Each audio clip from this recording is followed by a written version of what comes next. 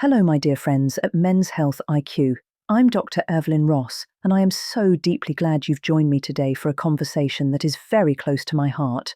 We're going to talk about something that surrounds us every single moment of our lives, yet we rarely stop to think about how it's actually changing our bodies from the inside out. Light. Before we dive into the science, I want to ask a small favor. Please stay with me until the very end of this talk. There are specific, crucial steps and simple tools I'll be sharing in the final part of our time together, the lifestyle integrations and the actual how-to that can make a world of difference in your daily energy and long-term health.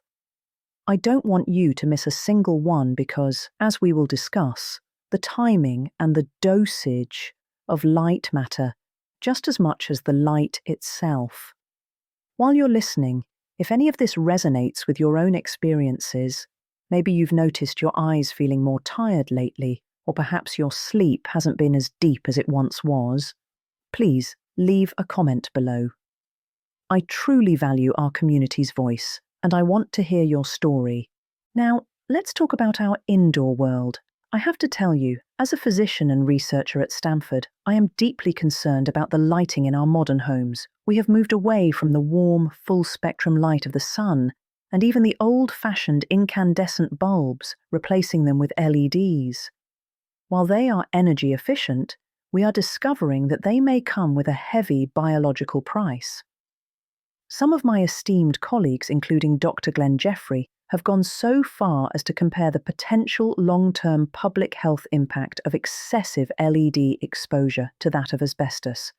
That is a heavy statement, I know, but the science emerging about our mitochondria, those tiny power plants inside every one of your cells, is telling us we need to pay attention.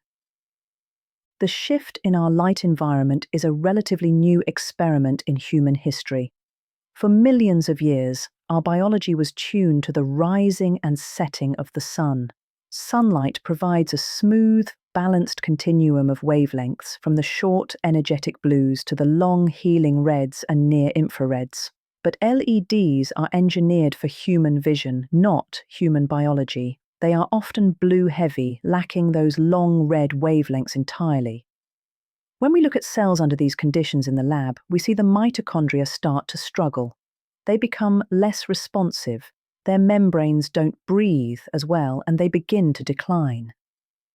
But here is the beautiful part, and why I'm so excited to share this with you. We've discovered that red, near-infrared, and infrared light can actually act as a protective shield and a restorative fuel for these mitochondria. These long wavelengths of light can penetrate deep into your body, right through your skin, your clothing, and even into your tissues, to support the health of your organs, your brain, and your eyes. I want to pause here and share a story about a patient of mine. Let's call her Martha. Martha is 72, a retired schoolteacher who loved to read but found that by 4 p.m. every day, her eyes were so strained and her brain fog so thick that she had to stop. She felt she was just losing her edge. We didn't give her a new prescription, we gave her a new light protocol. Within 3 weeks of introducing specific red light exposure in the mornings, Martha told me she felt like the lights had been turned back on in her mind. Her afternoon fatigue vanished. This isn't magic, it's mitochondrial biology. As we move through this, please remember to comment below if you've ever felt that late afternoon slump. It's a common experience, but it doesn't have to be your normal. To understand why this works, we have to look back at our cultural history. Before the Industrial Revolution, we spent most of our time outdoors. Even when we were inside, we were often near a fire. Firelight is incredibly rich in red and infrared light. We didn't realize it at the time, but the glow of the hearth was actually providing a biological nutrient that balanced out the stresses of the day. Today, we live in biological darkness. We are surrounded by light. We can see, but starved of the invisible infrared light our cells need. Let's look at the clinical evidence. There have been fascinating studies regarding the retina, the back of the eye, The retina has the highest concentration of mitochondria in the entire human body because vision is an incredibly energy-intensive process. As we age, these mitochondria naturally lose their efficiency. However, researchers have found that exposing the eyes to deep red light for just a few minutes a day can actually recharge these batteries. In many cases, this led to a significant improvement in color vision and contrast sensitivity in seniors. Question: can red light really help with blood sugar? This is one of the most groundbreaking areas of current research. It sounds almost like science fiction, doesn't it? But studies have shown that even a brief burst of red light on a small patch of skin, like your back, can significantly reduce the spike in blood glucose after a meal. In controlled trials, subjects who received red light exposure saw their post-meal blood sugar peak reduced by over 20%. This happens because the light stimulates the mitochondria across your entire cellular community, making them more efficient at using glucose and oxygen for energy. It turns light into a metabolic regulator. Question: is it safe for my eyes to use red light? This is a common and very important concern. While we must always protect our eyes from excessive, burning UV light or high-intensity lasers, the right kind of long-wavelength light, specifically in the 670 nanometer range, can be incredibly healing. You don't need to stare into a bright light. In fact, Dr. Jeffrey's research shows that the light can be quite dim and still be effective. Many people choose to simply close their eyes and let the light pass through their eyelids, which it does quite easily. Question: why does water matter in this process? This was one of the biggest aha moments in modern biophysics.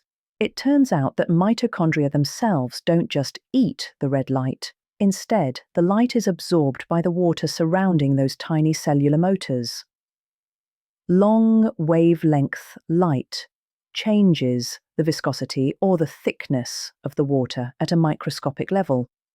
Imagine a motor trying to spin in thick molasses versus spinning in thin, light oil. Red light turns the molasses in your cells into light oil, allowing the mitochondrial pumps to spin faster and produce more ATP, the energy your body uses for everything from walking to thinking. There are many myths out there about light, and I want to clear some of them up. One common myth is that light is just light. People think that as long as a room is bright enough to see, their body is happy. But our skin and our internal clocks are sensing the spectrum of that light, even if our conscious mind isn't.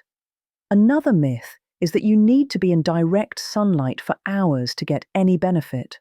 While sunlight is gold, even short, targeted exposures to specific wavelengths can trigger these healing cascades. Let's consider another patient, Arthur.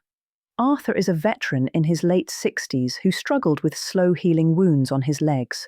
We know that circulation and cellular energy are key to healing. By using a red light device for 10 minutes a day, alongside his standard care, the speed of his skin repair doubled. The light gave his skin cells the extra shift of energy they needed to rebuild tissue. Now, as we move into the final part of our discussion, I want to give you the practical daily integrations. This is where the rubber meets the road. If you are ready to make a change, please type "I'm ready" in the comments. It helps keep us all accountable in this journey toward health. First, let's address the morning.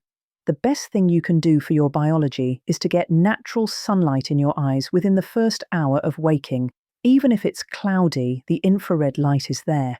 If you cannot get outside, consider replacing your bedside LED bulb with an old-fashioned incandescent or a specific warm halogen bulb. These bulbs produce much more red and infrared light than standard modern LEDs.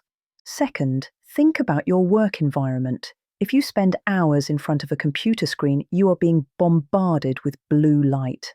This can lead to digital eye strain and can actually disrupt your glucose metabolism. A simple fix: place a small red light lamp on your desk, pointed toward you, but not directly in your eyes. This helps balance the spectrum. Third, let's talk about the afternoon slump.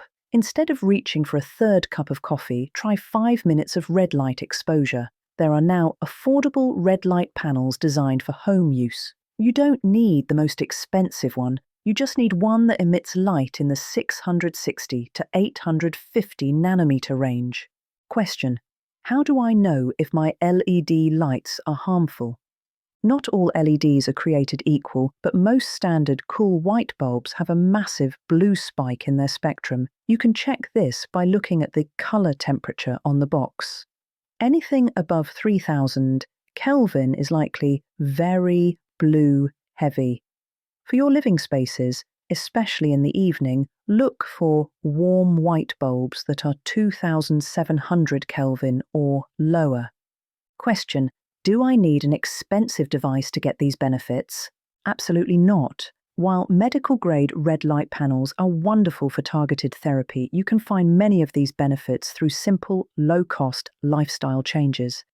Even spending time near a fireplace or using candles safely provides those long wavelengths.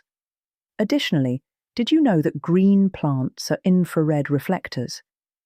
Nature has designed it so that when you are in a forest or a garden, the leaves are bouncing infrared light directly onto your skin.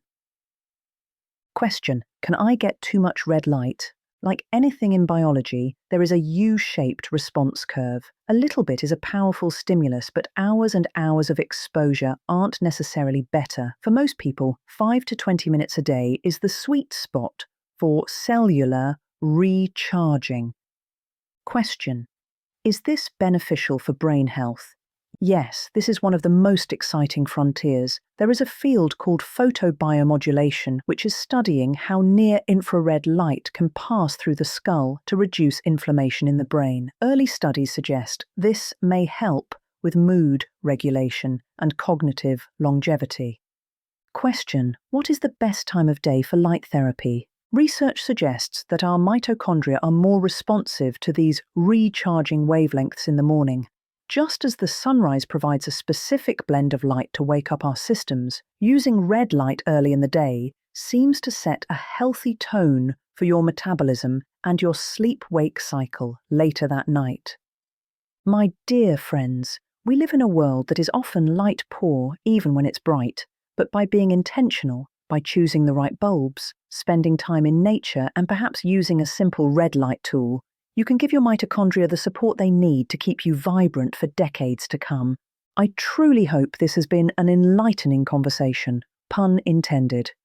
If you found value in our time today, please subscribe to this channel, VitaPrime Health. It is your support that allows us to keep digging into the evidence-based science that matters to our community. And please, share this video with your family, your children, and your friends. Everyone deserves to know that the light in their home can be a tool for healing. I'll be looking for your comments below. Tell me, what is one change you're going to make to your lighting this week? I can't wait to read your responses. Until next time, stay warm, stay curious, and take good care of those beautiful cells. This is Dr. Eleanor Vance, wishing you a day full of healthy, healing light.